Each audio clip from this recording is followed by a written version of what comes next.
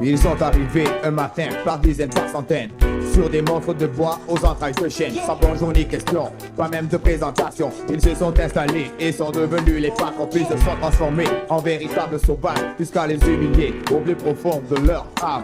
Enfants battus, vieillards tués, mutilés, femmes salies, insultées et déshonorés, impuissants. Les hommes enchaînés subissaient les douloureuses lamentations de leur peuple opprimé.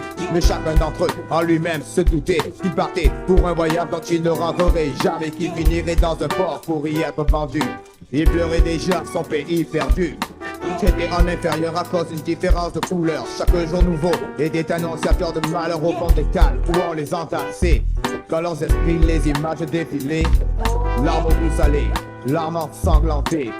Dans leurs esprits longtemps retentiraient les chants de la partie de leur être qu'on leur a arraché, mais sans jamais tuer l'espoir qui les nourrissait. Qu'un jour ils retrouveraient ces rivages féeriques d'où s'élèvent à jamais les tam-tams de l'Afrique.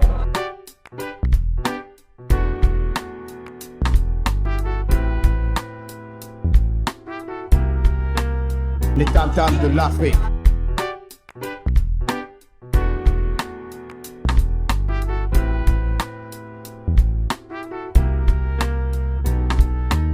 Perchés sur une estrade, groupés comme du bétail, jetés de droite à gauche tel des fétus de paille. Ils leur ont inculqué que leur couleur était un crime. Ils leur ont tout volé jusqu'à leurs secrets les plus intimes, pillé leur culture, brûlé leurs racines. De l'Afrique du Sud jusqu'aux rives du Nil. Et à présent en voile les usurpateurs, ceux qui ont un bloc de granit à la place du cœur. Ils se moquaient des pleurs et semaient la terreur au sein d'un monde qui avait fait froid et peur, et qui rêvait de courir dans les plaines paisibles où gambader parfois des gazelles magnifiques. Oh yeah, quelle était belle la terre qu'ils chérissaient, où à portée de leurs mains poussaient de beaux fruits frais qui s'offraient aux bras dorés du soleil, puis qui inondaient le pays de ses étincelles et en fermant les yeux à chaque coup reçu.